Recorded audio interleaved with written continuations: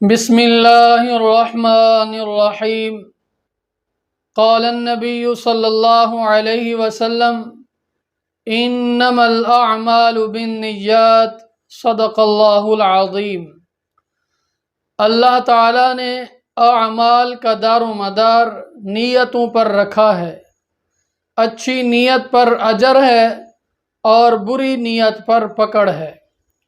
حدیث پاک میں آتا ہے، آپ صلی اللہ علیہ وآلہ وسلم نے ارشاد فرمایا کہ جب بندہ کسی نیک کام کا ارادہ کرتا ہے تو اللہ تعالیٰ اس کو کامل نیکی کا ثواب عطا فرماتے ہیں۔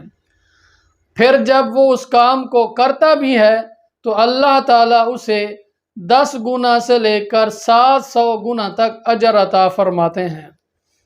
آپ صلی اللہ علیہ وآلہ وسلم نے ارشاد فرمایا، جس شخص نے وضو کیا، اچھے طریقے سے وضو کیا، پھر وہ مسجد کی طرف گیا لیکن وہاں نماز جماعت کے ساتھ ہو چکی تھی تو اللہ تعالیٰ اسے بھی جماعت کا ثواب عطا فرمائیں گے، کیونکہ یہ جماعت کی نیت سے مسجد کی طرف وضو کر کے گیا تھا۔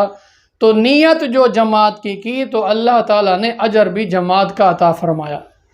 ایک اور حدیث پاک میں آتا ہے، آپ صلی اللہ علیہ وسلم نے ارشاد فرمایا کہ جو آدمی سچے دل سے شہادت کی تمنا کرتا ہے تو اللہ تعالیٰ اس کو اس کی تمنا پر، سچی نیت پر، شہداء کے منازل پر پہنچا دیتا ہے، اگرچہ وہ اپنے بستر پر ہی کیوں نہ مرے۔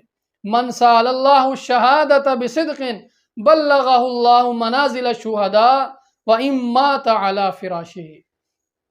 اسی طرح آپ صلی اللہ علیہ وآلہ وسلم نے ارشاد فرمایا کہ جو آدمی کسی دوسرے آدمی سے قرضہ لیتا ہے اور قرض لیتے وقت یہ نیت ہوتی ہے کہ میں اس قرض کو جلد واپس کروں گا، تو اس کی سچی نیت کی برکت سے اللہ تعالیٰ ایسے اسباب پیدا فرما دیتے ہیں جس کی بدولت یہ قرض کو ادا کر دیتا ہے۔ تو اگر نیت ادائیگی کی ہے تو اللہ تعالیٰ قرض کی ادائیگی کے اسباب پیدا فرما دیتے ہیں۔